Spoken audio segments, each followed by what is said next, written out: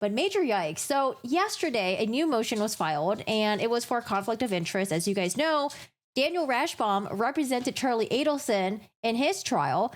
And at the beginning of this year, he decided to also represent Donna Adelson as well. Well, I don't know if Donna really wanted him or he wanted to be on the case or what happened there. But he started representing Donna Adelson at the beginning of this year, along with Mr. Tim Morris. So Daniel Rashbaum is the one who's on the left. Tim Morris is the local Tallahassee attorney on the right side. I think his name is Tim Morris. Actually, let's just call him Mr. Morris. I actually don't know if his first name is Tim or not. I don't know why the word Tim came in my head. With Charlie's trial, you guys know that he was convicted. Charlie had Daniel Rashbaum, a Miami attorney, coming all the way to Tallahassee. And you know what? Maybe a Miami attorney doesn't really know the local people. Maybe it's better to have a local attorney there. So therefore, they have Mr. Morris on the team. Now, if you look at Donna right now, this screen cap that we got right here, Donna looks like she is perplexed, okay? The entire team does. Daniel Rashbaum looks worried. Tim Morris, I'm assuming maybe he's worried too. I can't see his face. But yesterday, there was a motion for conflict of issue. And we're like, well, this has been known because Dan Rashbaum has represented Donna since the beginning of this year. We know that he represented Charlie. So why is this coming up now? We're going to have the judge. He's going to go up there. And, the judge is not very happy with what's going on here. I don't know if this is supposed to be a tactical thing. I don't know if this is just... I mean, I hate to say it. I just don't know if it's just incompetence. I don't know what it is. But there are issues right now. And Donna, she's perplexed because the judge might kick off Dan Rashbaum off the case. Oh my goodness. What a hot mess, man. I don't know what Mr. Rashbaum was thinking, because now it's going to be Charlie versus his mom. It's like Charlie's going to do what's best for him. His mom should be doing what's best for her. But now there's this conflict. And the issue is that Daniel Rashbaum can't be cross-examining Charlie Adelson because Charlie Adelson's going to be called in the stand as one of the witnesses for the state. And it's like, well, why not just get Mr. Morris, the Tallahassee attorney, to do it? Well, we don't know what Mr. Morris knows. Mr. Morris did say that, like, okay, well, the moment I got on this case, I knew there was something, and I made sure to not, get any new information from Mr. Rashbaum about Charlie. I made sure that was separate. But like I said, you never know. So there's a huge issue here, and I think the judge wants to kick Mr. Rashbaum off the case. And the trial's going to be happening in like a day or two. What a wild thing. Here's the judge coming in. I like this judge. I like Judge Everett. Good morning, Judge Everett. You can stand at the lectern. Adelson. All other counsel of record can make their appearances at this point. Georgia Kappelman for the state. Alex Morris on behalf of Mrs. Adelson. Dan Rashbaum on behalf of Mrs. Adelson, Mr. President. There are no captions. So I'm sorry, there are no captions, but I did boost the audio. So, how was everyone's evening last night? Oh, the judge is Got a lot of sleep here. How about you? Slept like a baby. Let's start with the notice of invoking rights and non-waiver of conflict of interest by Mr. Adelson. Do you have anything to argue beyond what's in the pleading? Your Honor, I'm going to advocate for a position for the court to do something in this case. The only thing I intend to do in my filing is to invoke Mr. Adelson's rights, to put the parties in the court on notice that he does intend to invoke his rights. Look at the judge. That's side-eyed right there. It's like, okay, so why did you do this months ago? Right. Ms. Kappelman, does the state have a position that it wishes to raise concerning the notice or the filing?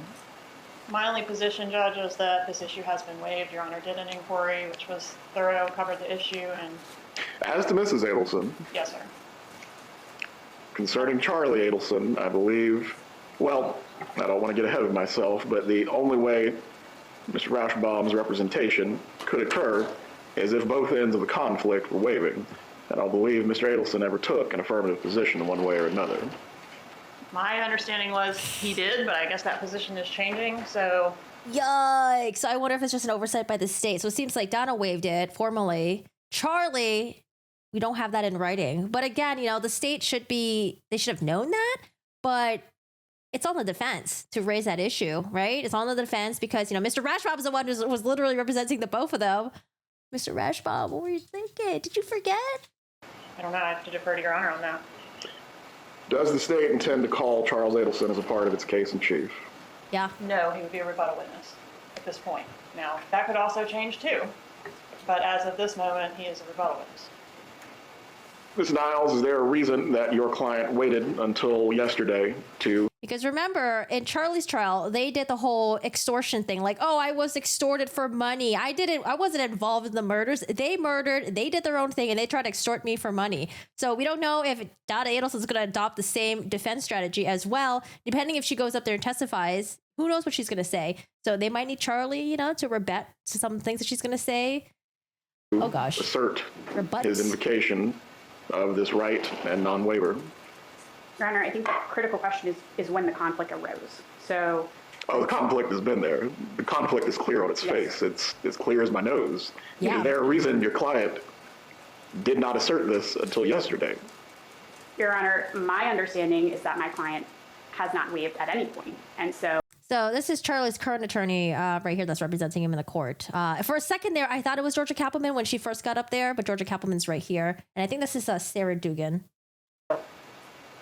Asserting it yesterday was merely putting the parties on notice of that non-waiver. I mean, the fact that. But why wait a day before jury selection? Do you guys think this is to be, I don't know, what tactical advantage could any of these parties have for doing this so last minute? Whether it's, like, I don't understand why Dan Rashbaum didn't get it formally, and I don't understand why Charlie Adelson's attorney filed it so late. What's the point of it? That he's listed in discovery of that non-waiver. I mean, the fact that he's listed in discovery as a Category A witness does not mean that the state was going to call him as a witness at trial. I think the conflict arose when my office received a subpoena for his trial testimony, which was last week on September 11th, and then he was transported to the jail on September 13th. Mr. Efferman was able to meet with him at 8 o'clock in the morning on Saturday the 14th. And then at that point, without revealing any confidential communications with our client, we became aware that all the parties needed to be on notice that there was no waiver and that he does intend to invoke his rights. But here's the thing, though. I could have sworn that we knew about Charlie Adelson being called as a witness for months now. Even though they said they got the subpoena like last week or something. But for months, I thought we knew that Charlie Adelson was going to be a witness because I remember hearing news outlets reporting about that and how the courts was arranging all the transportation for Charlie Adelson, Catherine McManua. I don't know if the hitmen were coming too. Maybe they are. People say delay. But here's the thing. Donna waived her right to a speedy trial. Remember, she also moved up the court date because she wanted to be home for the Jewish holiday because she thought she was going to be acquitted. She might, we'll see. But she really thought she was going to be acquitted. And she's like, I want to be back home for the Jewish holiday. So can we move the trial up, please? Let's do this. In my opinion, best and easiest solution is to have a third-party attorney do the cross-examination. That is what they're going towards, but the judge still doesn't know whether or not Daniel Rashbaum should be on this trial at all, because he wants to make sure we don't do this trial for no reason, and then it comes up in appellate issues. So playback on me is normal. Okay, so then here's the other suggestion. Put me on 0.75, and then maybe it should be perfection. Let me know how that goes. Morning. It was later in the morning, but we were trying to get it done. We were non-party, so we were having some trouble figuring out how to get it filed, but we drafted it and alerted the parties and the court as soon as we knew that this was an imminent issue, that his rights were imminently, potentially going to be violated. Now, I don't think, I don't believe that they would be violated until he takes the witness stand, and at that point, either his former counsel attempts to cross-examine him, or another member of the defense team attempts to cross-examine him, or they advance an interest that is materially adverse to his interest. So, I think the potential for conflict was always there, but the conflict arose. It's going to arise on the witness stand. It has not quite yet arisen. But the potential for conflict. It's simmering, not boiling. Yes, Your Honor, it's burgeoning. Mr. Morris. Yes, sir.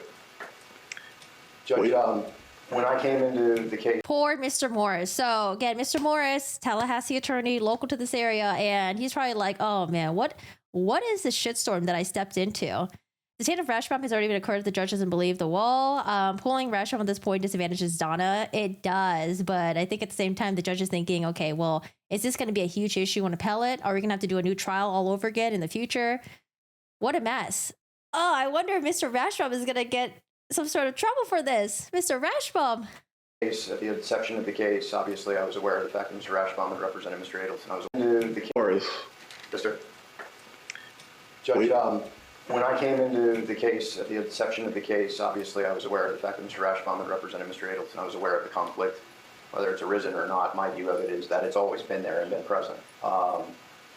As a result of that, I have been walled off from everything as it relates to any discovery from that prior case, any notes. I've not had any conversations with Mr. Rashbaum about Mr. Adelson's evidence or property. The first instance that I met Mr. Adelson was this past weekend on Saturday with Mr. Ufferman. And in fact, Mr. Adelson queried whether or not I had seen his phone. I said, no. But we planned for this exact circumstance. And the idea was that I was going to conduct any cross-examination if Mr. Adelson were to testify. Mr. Ufferman's motion argues to impute the conflict absent a showing, a good faith showing of an ethical wall. I think that we've done that, but of course, as I mentioned in my response, we planned in the alternative if we're forced in that direction of securing alternate counsel. When was the third-party counsel retained? Candidly, there's been no retention in terms of money from Mrs. Adelson to that lawyer. That's prepared to happen. We wanted to see Your Honor's ruling. But the answer is I spoke with the attorney yesterday to confirm, just as I mentioned in the response. So he said they're operating on that good faith ethical wall. So that's something that the judge and everyone else has to believe. I mean, they've been operating like that for the past, 9 months now with Mr. Rashbaum representing the case. And then the third party attorney, I mean, Donna's going to have to talk to someone else to see, okay, well, I'm about to waive this, and this, and this. Let me know, should I be doing this? Is this a good idea? Is having Daniel Rashbaum going to hurt my case further, especially if he is involved in the cross-examination of Charlie or just in general? Ugh, what a mess. To confirm, just as I mentioned in the response, availability and absence of conflict for that lawyer. All right. I've gone through, I believe, at least 2 Lazarlet inquiries with your client, specifically as to this conflict that exists between his former client, Mr. Adelson, and his current client, Mrs. Adelson. Is there a reason the defense did not bring before the court that you were pursuing third-party counsel, or there was, in fact, no waiver from Charles Adelson? God, I love this judge. Oh my God, thank you, judge. Just asking the question straightforward. Okay, I'm going to stop interrupting the judge. The reason the defense did not bring before the court that you were pursuing third-party counsel, or there was, in fact, no waiver from Charles Adelson. Let me back up and provide the court some information then. So there was, in fact, a waiver with Mr. Rashbaum. Mr. Rashbaum consulted. Verbal or written? Both. There was a third-party lawyer, Mr. Moses, who was hired as third-party counsel out of South Florida to consult with Mr. Adelson independently outside of Mr. Rashbaum's presence. And as it relates to the waiver, my understanding is that the waiver was agreed to. I believe it's going to be verbal, Judge, in the sense of not in writing. The written portion of it is the lawyer who consulted with Mr. Adelson. That was because of security issues. Is the way that was dealt with. It was post-conviction. The Department of Corrections housed Mr. Adelson closely managed, and as a result, there was an inability to get to him in a face-to-face conversation. So the waiver issue did occur, and then retention of third-party counsel, we had never believed it to be an issue because of the game plan as it relates to me handling cross-examination and being walled off, and not until the issue that Mr. Ufferman raised did we make that move. Okay, so they thought it wasn't going to be an issue to have Rashbaum on there because Mr. Morris was going to do the cross-examination of Charlie. And I don't know, I was trying to parse his answer there, but it seems like to me they definitely got the verbal, but the written, maybe they were unable to get the written because of the jail security or something like that. And not until the issue that Mr. Ufferman raised did we make that move.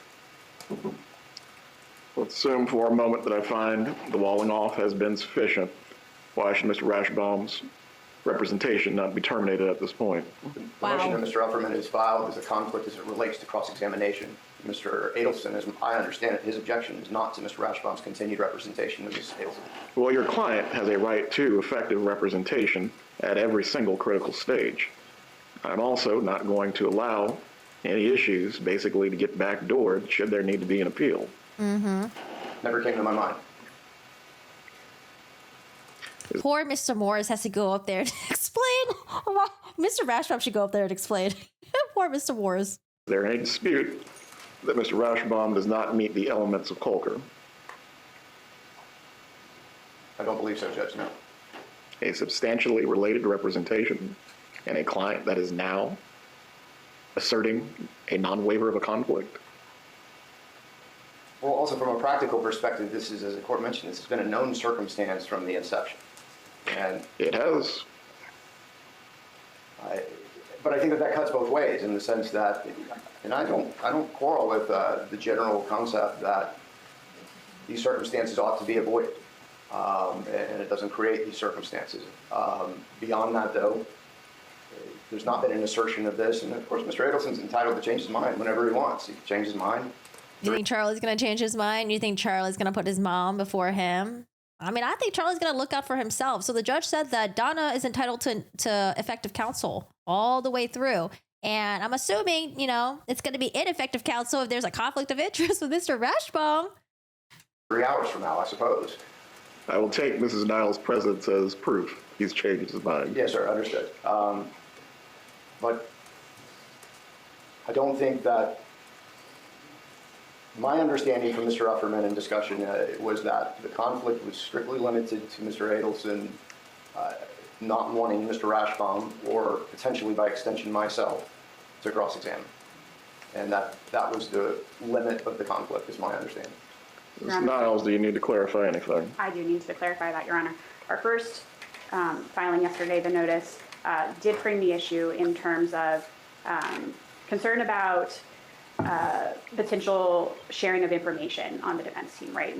Mr. Adelson was not waiving his privileged communications with Mr. Rashbaum.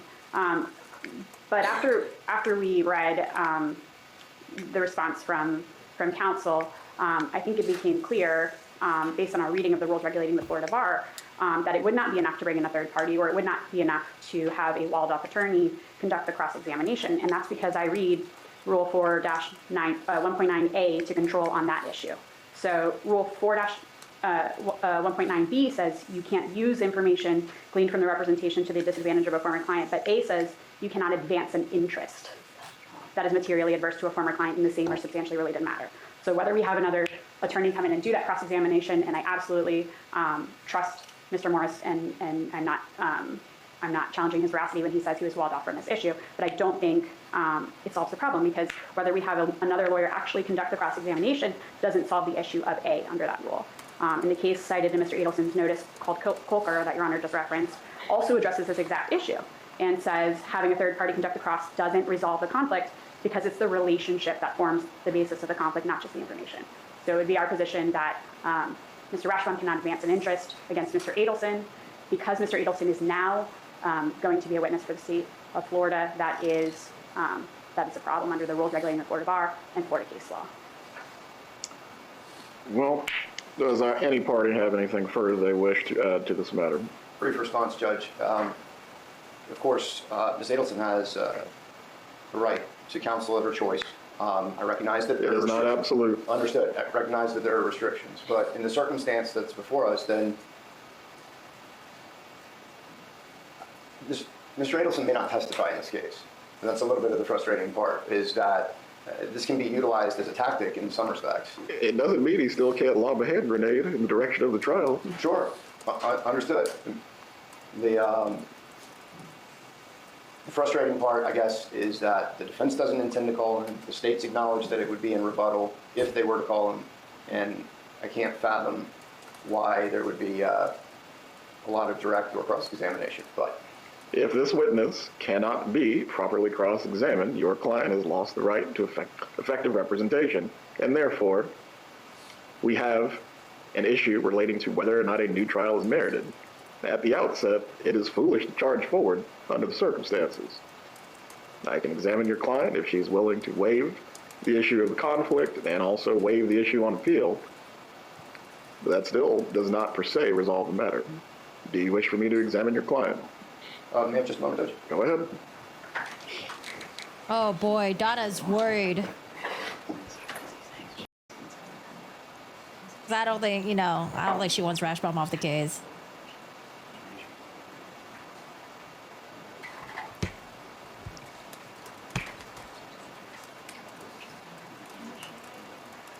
Rashbaum looks so worried too. Rashbaum looks like, oh shit, what did I get myself into? Oh, what did I do?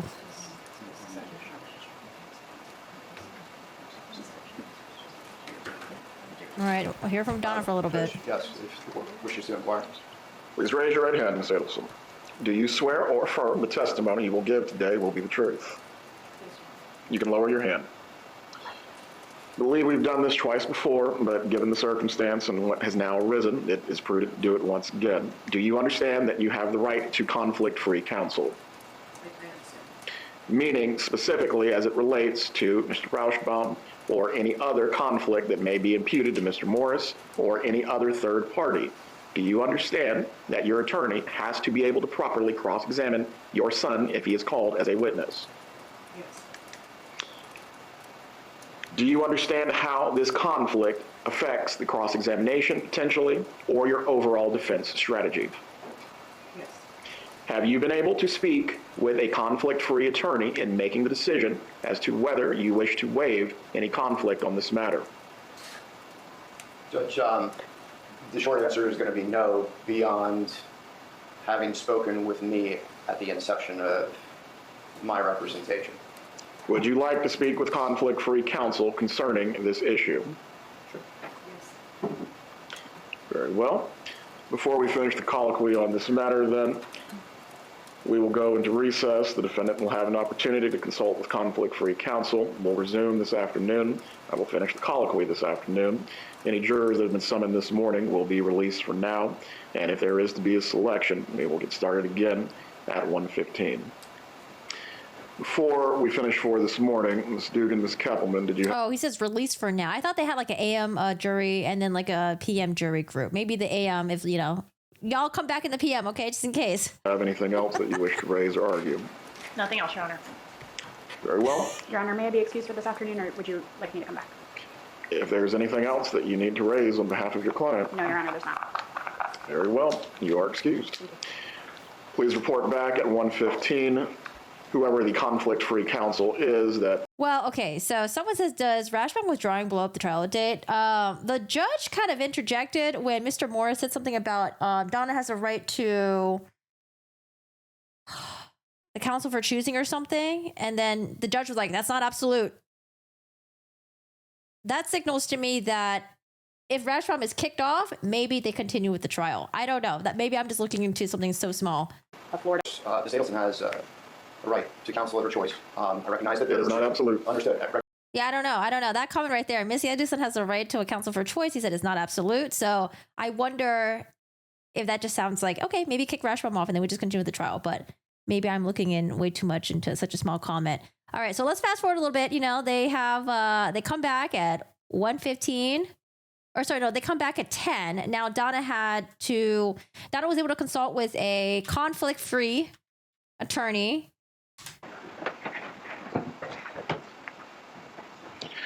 Let's pick back up where we were earlier. I believe Ms. Adelson was consulting with independent counsel on that matter. Has she had sufficient time to do so? Judge, I think I'll let independent counsel, Mr. Commissar, speak to that. Mr. Commissar? Yes, Your Honor. May it please the court, just for your awareness, I've been involved in this since yesterday. She has had a chance. Welcome. She has had a chance to speak with me. She's in a position where she would not like to lose Mr. Rashbaum. She's willing to make any waivers that are necessary. She's not seeking a continuance, and she's fine with currently unprepared counsel conducting the cross-examination of Mr. Adelson should he be called. Well, let's go ahead and finish the colloquy that we started earlier concerning the waivers. Ms. Adelson, if you can stand once again, you have already been sworn. Now that you've had the opportunity to discuss with Mr. Commissar the issues that are related to the conflict of Mr. Rashbaum and also any issues as it would relate to proceeding forward under these circumstances, are you in fact waiving any conflicts regarding Mr. Rashbaum? Yes, sir. Do you also waive any issue on a future appeal regarding the issue of your son's cross-examination, as it pertains both to the preparation of any counsel who would perform that cross-examination or the fact that it may not be adequate representation? Yes. You may be seated. I think Donna and her defense team thought it would be totally cool to have Rashbaum representing Donna and then to have Tim Morris do the cross-examination. I thought it was going to be complete. They probably thought it was going to be completely fine. I think Charlie knew that he was going to be, subpoenaed to testify in his mother's trial. And that when he officially got the official subpoena last week, because I'm assuming they probably told him, like, okay, hey, you're going to be testifying, blah, blah, blah, blah, blah, blah, blah, blah, whatever. And then when he officially got the subpoena, maybe the attorney, again, sat down, consulted with them. And at that point, he was like, wait, actually, you know what? Hold on a second. This is kind of fucked. Rashbaum is representing me and my mom. But now with Rashbaum, he has to look up for my mother's interest. And that might go against my interest. So maybe at that point, Charlie was like, you know what? Actually, no. I don't want to do that. I never waived my right formally anyway. So maybe that's what happened. Maybe that's what happened also last minute. And then Donna's like, wait, what the fuck? Like, Charlie, what are you doing? I don't know. I'm thinking that's how it happened. Does the state... I mean, it seems like Rashbaum should have not been on the case since day one for Donna Adelson. I don't know. Maybe Donna begged him and he was like, sure. I don't know. Representation. You may be seated. Does the state have anything to raise concerning this matter at this point? Just that the state is in agreement with proceeding as outlined by defense counsel. In the limited research I was able to do on the issue, it seems like a lot of the times when it goes the other way and the court in its discretion decides to boot the counsel of record for conflict, the state is seeking that. So I just want to put on the record that we are not seeking for Your Honor to do that in this situation. To dismiss Mr. Rashbaum. Correct. Very well. I'm going to perform my additional research before we continue this afternoon concerning whether or not this waiver is sufficient. The defendant has made it. She has made it voluntarily. At the same time, whether it is sufficient to survive any review, that is really where my mindset is at this point. Unless any other party has something to raise, we'll be in recess and get started again at 1:30. Judge, as Ms. Niles, in speaking with her during the break, is she and Mr. Upperman are meeting with Mr. Adelson because the question... Ms. Niles is the one who was here earlier for Charlie. ...has arisen as to whether or not there's a conflict as it relates to cross-examination or if Mr. Adelson were to have a continued objection to his continued representation of Ms. Adelson. I think that there's some thought that that needs to be confirmed from Mr. Adelson first, because if he takes a different position, it would seemingly disqualify Mr. Rashbaum altogether. Yeah. That's going to be accomplished. I wanted to let the court know that that's in the works. Also, as it relates to the waiver, so the court was aware, and there's mention of it in the comment section of the rules regulating the profession, that an oral waiver is acceptable and appropriate with certain conditions that are set forth in the rule. Is the attorney who obtained the waiver available to speak on this matter? I don't know the answer off the top of my head, but I'm pretty certain, I say within 99% certainty, will facilitate it. Go ahead. Does Your Honor need... That's why I'm mentioning this. Should I... excuse me, Judge. Signature was obtained by me, and then the independent waiver did not get a signature, but you could testify as an independent waiver. Does Your Honor feel like you need to hear from him?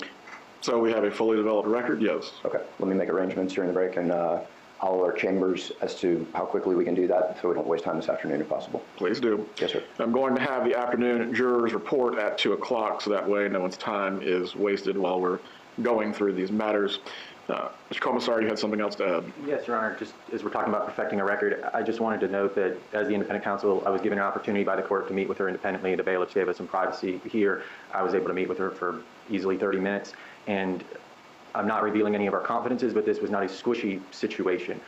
Once I was able to articulate the options and how they can result in delay or the opportunity to prepare, this, I can say, was a strategy decision that is being made by a defendant who does not want to delay their case, but understands that the representation they're going to get from my cross-examination is not what they might get from another lawyer, or definitely not what they're going to get from me with a year of preparation. So, sorry, what does squishy situation mean? I didn't understand it in that context. So, it may look odd in a cold record having a lawyer come in this morning and advise somebody to waive such an important right. I was able to articulate the options, but I did not necessarily advise somebody to waive their rights. Very well. Mr. Morris, do you wish the court to engage in any further colloquy with Ms. Adelson concerning this matter? Not at this point, Judge. Very well. Ms. Adelson, I do not want you to respond, but I want you to understand, although you have made an affirmative waiver on these matters, I still have to evaluate whether that waiver is sufficient or whether Mr. Rashbaum needs to be terminated from this matter. And I'm going to give this serious consideration. I will do additional research of my own from there. Everyone will have an answer this afternoon. We are in recess until 1:15. Please come back to the courtroom at that time. Judge, would you be open to both sides submitting case law for your consideration during the recess? Yeah, help him out with the research. Certainly.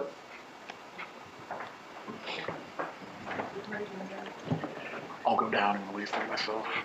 Yep. Oh my goodness, what a shit show. Let's see, what is she? I think she said it A and B. A lawyer who has formerly represented a client in a matter must not afterwards, A, represent another person in the same or substantially related matter in which a person's interests are materially adverse to the interests of the former client unless the former client gives informed consent. It seems like we didn't have a written consent, but Mr. Morris said there was a verbal consent, but it seems like there is some sort of confusion, I guess, because when the attorney for Charlie went up there was like, oh, we got the subpoena and we didn't realize this was going to happen or blah, blah, blah.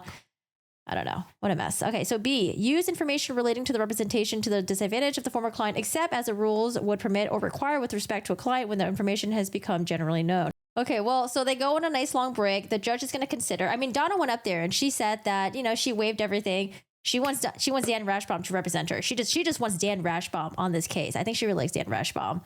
Even though, there might be some issues with Dan Rashbaum representing Donna Adelson and then having to represent Charlie in the past. Oh boy. So they have this really long break and then they come back. And I did see Donna crying. So I'm assuming something happened that was not to her liking. Is it me or is it just weird that Donna wanted Rashbaum? The defense he put forward for Charlie was it? I know. I don't even know why she even wanted Rashbaum.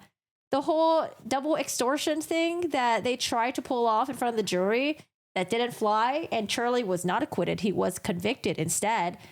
I don't know why you would still want Dan Rashbaum on the case. Why not just hire a new attorney and have like a complete new set of eyes? Like Tim Morris, local attorney, great, and then have another attorney, to assist Tim Morris or something like that.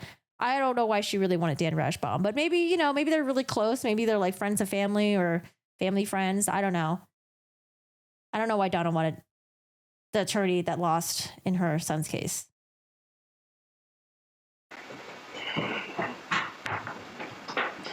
No. Charlie's her pride and joy boy. No way she's mad at him. Perhaps disappointed, but not mad. I don't know, man. I mean, the calls that were leaked between, the calls between her and Charlie Adelson, and then her complaining about Wendy, because I think Wendy was like the apple of like everyone's eye in that family, okay?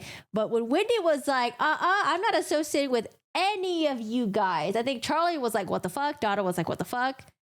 And then that call where Donna thought the phone call hung up and she continued talking and then reading the text message between her and Wendy, it seems like she was very pissed at Wendy. Almost scared to speak. Does anyone have anything to raise before we continue forward? Yes, Judge. Matt, first lecture. You may. Donna looks upset. So, Judge, with the surprise issues of the last couple of days, I have asked for my prior client's waiver again, and with the change of circumstances, he has decided not to give it. Oh, this is Dan Rashbaum. Okay, yeah, have Dan Rashbaum go up there and answer to the judge, okay? Leave Mr. Morris alone. Also, if you guys haven't already, we posted a video a couple days ago about everything leading up to the Donna Adelson trial. So just if you guys need a recap of everything that happened, I try to recap the best if I can with the most pertinent information. There's a lot of information in this case, but I try to get as much as I can. But if you guys need a recap on all this, the video is out on the channel. It came out a couple days ago. All right, let's hear from Mr. Rashbaum. The surprise issues of the last couple of days, I have asked for my prior client's waiver again, and with the change of circumstances, he has decided not to give it. So let me be clear, I have a waiver in the past. It's from December 12th, December 13th, and an independent lawyer spoke to him as well, although did not get a signature on the waiver. So no signature. Ugh. Oh boy. Charlie's appellate attorney, Mr. Offer, I don't know what is it Offerbach? I don't know what his last name is. Offer something. He was probably like, I'm your appellate attorney. I'm going to do this appeal for you. Do not fucking waive it. Do not waive it or it's going to put your appeal in critical danger. Although I don't know how they're really going to appeal Charlie's case anyways, because it seems like an open and shut case, but we'll see. We had a waiver. We thought we had a waiver. We didn't think there was an issue. But given the events of the last 2 days, I approached appellate counsel to get a new waiver. Thought that was the right thing to do, obviously, and the cleanest thing to do. And I'm not able to obtain that waiver at this point. So as a result, I need to withdraw from the case. Very well. Does the state wish to be heard concerning the withdrawal of counsel? I don't Damn, think Charlie. anything appropriate to say on the matter, Judge. If Your Honor, Well what put. we need to do, we would like to proceed, and I'd ask Your Honor to inquire whether we can proceed with second chair representing Ms. Adelson, but obviously we're ready for trial and there's a lot at stake. Mr. Morris, are you prepared to move through this trial? Oh, poor Mr. Morris. Oh, thinking he had a co-counsel to help you with everything, and now it's just you. I mean, I think he has the other attorney that might be assisting as well. Maybe, I'm not quite sure. I hate this camera angle, but at least the audio doesn't sound like the screams of today. Yeah, the audio is way better today. Same. I just want good audio. I don't care about the video. Okay, the video could be hazy, but give us good audio. All right, Mr. Morris. It's all on you now. We're ready for trial and there's a lot at stake. Mr. Morris, are you prepared to move through this trial without Mr. Rashbaum? Judge, I tried to think about all of the different potential rabbit trails, and the short answer is I do not believe that I am going to be able to be adequately prepared to proceed forward with the present calendar, primarily because of the division of labor in the case.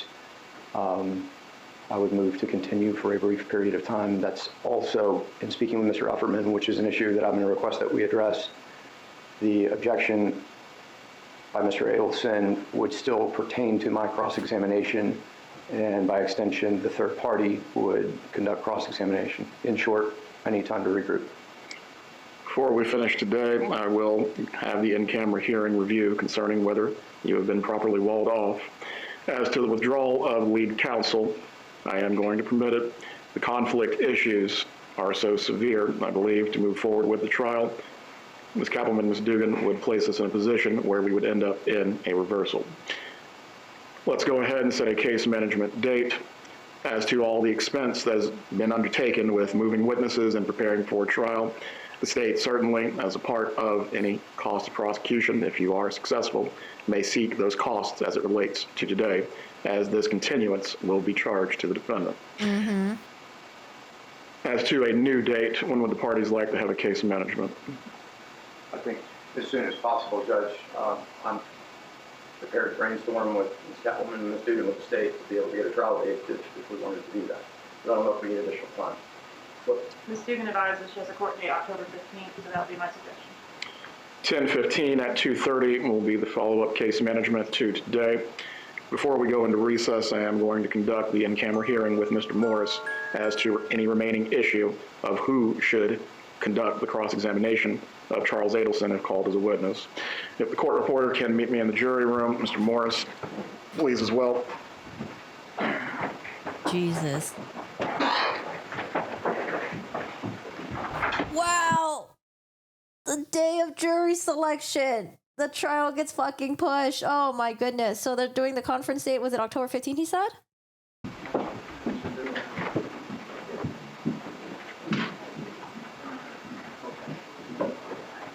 Sorry, Donna. You ain't gonna be home for the Jewish holidays.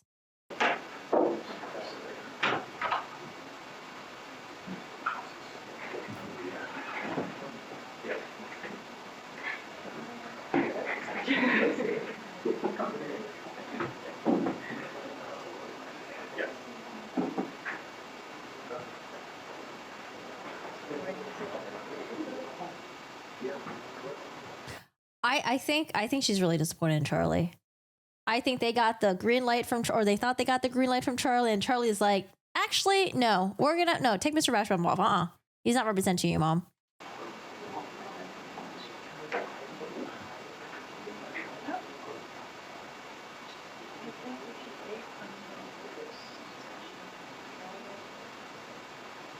Anyone here watch Succession? The guy on the left, he looked like Greg for a second there.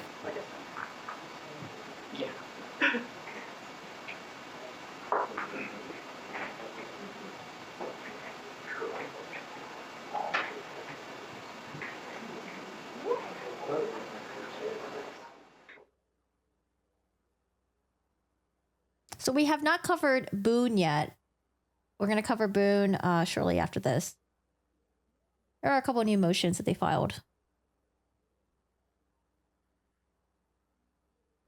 I wonder if she feels like I've done so much for my kids, so much. The eldest kid cut the family off. The youngest disowned the family. And now Charlie Adelson screwing up the mom's case. But is it really Charlie's fault, though? Is it really Charlie's fault? Is it Charlie's fault or is it Dan's fault? I wonder if she feels like everyone's abandoning her.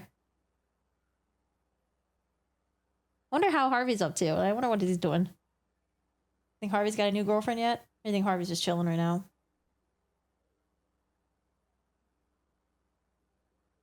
Donna's clearly not acting in her own best interest. She looks so sad. Oh, too bad she didn't think of this before what she did. Oh, the Markells are going to have to wait, to get justice.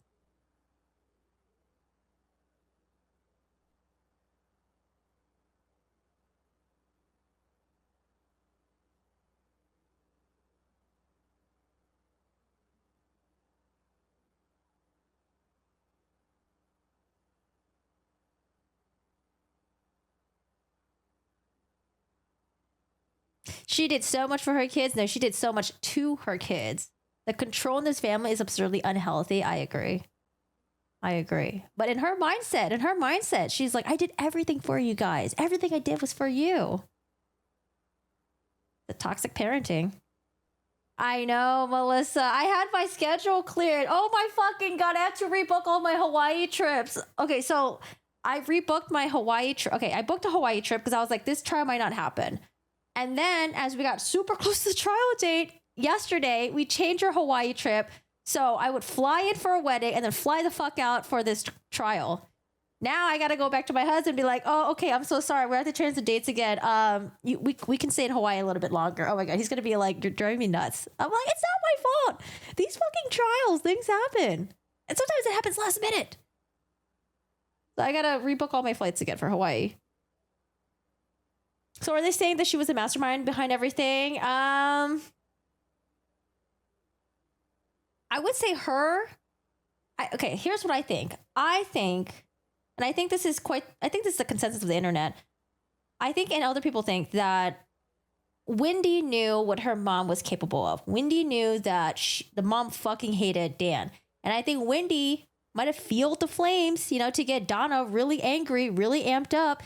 And then what was the last nail in the coffin was Dan Markel putting that motion for, I think, like, to have Donna, if she's ever going to have a visits with the grandchildren, it needs to be like supervised visits, because Donna was talking shit about Dan Markel and that wasn't going to fly. I think that was the last nail in the coffin. And then Donna was like, you know what? We're going to fucking off him. We're going to get rid of Dan Markel. He's been a pain in our butts. We're going to get rid of him. So I think Wendy fanned the flames. I think Donna was the one who really was the mastermind behind everything, and her and Charlie, and I think Charlie just wanted to make his mama proud. Charlie was like, oh yeah, you know what, Mom? I got you. I think Charlie just wanted to impress his family. Like, oh, I'm in with the Latin Kings. I got these people that I know. They can do the job for us. We'll take care of everything. I think Charlie was just trying to impress his mom, man. Trying to impress the family. And I think Harvey just sat there and just let it all happen. I think Harvey probably knew. Didn't do anything to stop it. Or maybe he tried to, and Donna just has more power over him. I don't know. That is what they will say in this case. In this case, they will see. So the thing with Donna Adelson is that there's no direct evidence that she's involved. It's a lot of circumstantial evidence. But when you put all the circumstantial evidence together, it makes for a very fucking strong case. Now, what I wanted to see in this trial was I wanted to see more of her emails, more of her text messages, more of these like phone calls between her and the other family members. Because remember, Charlie was like the conduit between the family and then, Charlie and Catherine McBanwell. He was a conduit between the family and like the hitmen. Where's Rashbaum going? Oh, poor Mr. Morris. Mr. Morris is like, bro, I have to do all the work by myself just because this whole mess. Donna, I'm too old to go to prison. Also, Donna, let's kill Dan. Sarah Boone could write a nice advertisement to find a new counsel for Donna. I mean, they got Tim Morris, but the judge is going to do, he's going to do some questionings for Mr. Morris to make sure that that pretend ethical wall that they have, to make sure that that's a real fucking wall, that he really doesn't know things that he's not supposed to know about. I guess Charlie Adelson in his case. Yeah, I know. Charlie's license plate said Meister on it. It just seems like Charlie Adelson, from what we hear from Jeffrey Lacoste, hear the way Charlie Adelson talks when he talks to Catherine McBann or on the wiretap. I think he just thought that he was fucking invincible. Rich boy in Miami with the Maestro car, thought he was invincible. Sarah did have good fonts.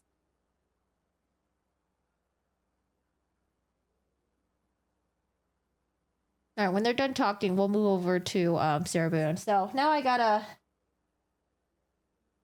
rebook her flights. So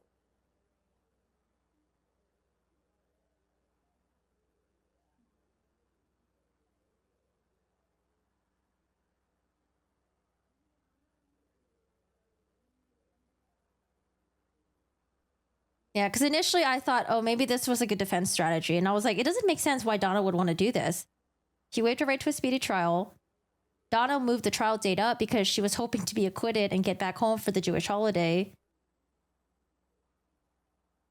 Yeah, here's my honest opinion. I think that the defense truly thought that they were good, that they thought Charlie was okay with it. I mean, I don't even know why. I wonder if Charlie didn't want Rashbaum to represent his mom, but then his mom, through Rashbaum, like really insisted. Maybe Harvey talked to Charlie, was like, hey, your mom really wants Dan involved in this.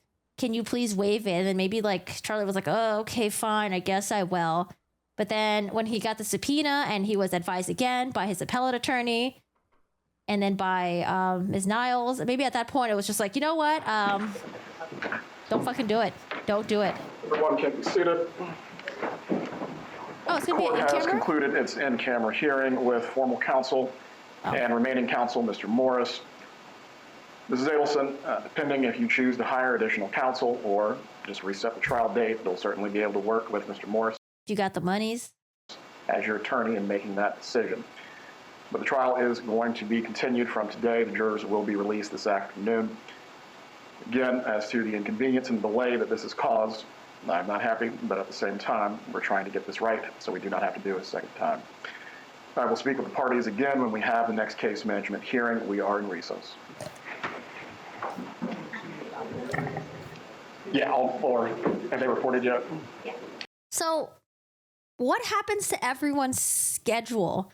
So the judge is supposed to have what, like a 3 to 4 weeks? How long did they say the trial was? I know Charles was only like 10 days. The judge had his schedule laid out. What happened to the judge's schedule now? Does he just take on like the overflow of like the court stuff? What happens to like the state attorneys and stuff? What do they do now? They just continue researching or work on other cases? It's like, it's such a huge fucking gap in people's schedule. And for some reason, I thought Donna Adelson's trial was going to be like 2 to 3 weeks.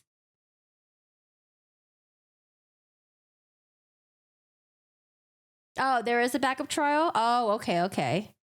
Judge is like, is there a number 2 trial in the books? The Adelsons have a deep-ass pockets. Rashbaum made millions off that family, which I guess is good because he put the rest of his career in jeopardy with this ridiculousness.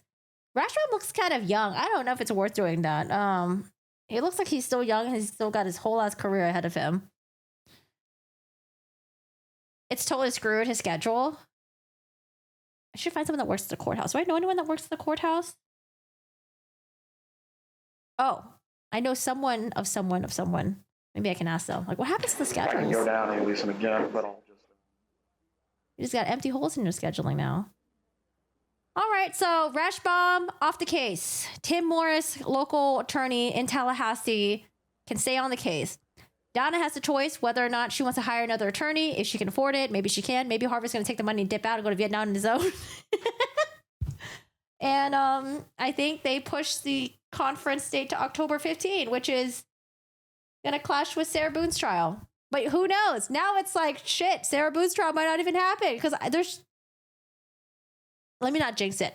Judge Kranick has been very good to us. Judge Kranick, unless something crazy happens, but it seems like no matter what, Judge Kranick says, trial date's going to happen. So we'll see. What are the chances that Tim Morris is going to bail out as well? I don't know if he's going to be able to. I know sometimes when attorneys put in that motion to withdraw, sometimes it doesn't get granted. But I don't know if that works for private attorneys. Because I know with the court-appointed attorneys in the Boone case, the court-appointed attorney, Frank Bankowitz, tried to withdraw. The judge said no. I do remember Padilla, though. I think Padilla was a private attorney, not a court-appointed attorney. I think he was just a private attorney, just straight up, not a court-appointed. I don't know if Boone hired him or what, but Padilla tried to put in a motion to withdraw, and I think the judge was like, we need a little bit more information from you, because I think Padilla was going to withdraw right before trial was about to happen. So maybe, if a private attorney doesn't want to represent, maybe the judge can force him to stay on. I don't know. Ay. I bet Dan stops taking Donna's calls. I think the Sarah Boone trial may slide back a few weeks. I don't know. We'll see. I don't think so. It seems like no. It seems like nothing's popping up so far that would cause the trial to, get pushed back, but we'll see.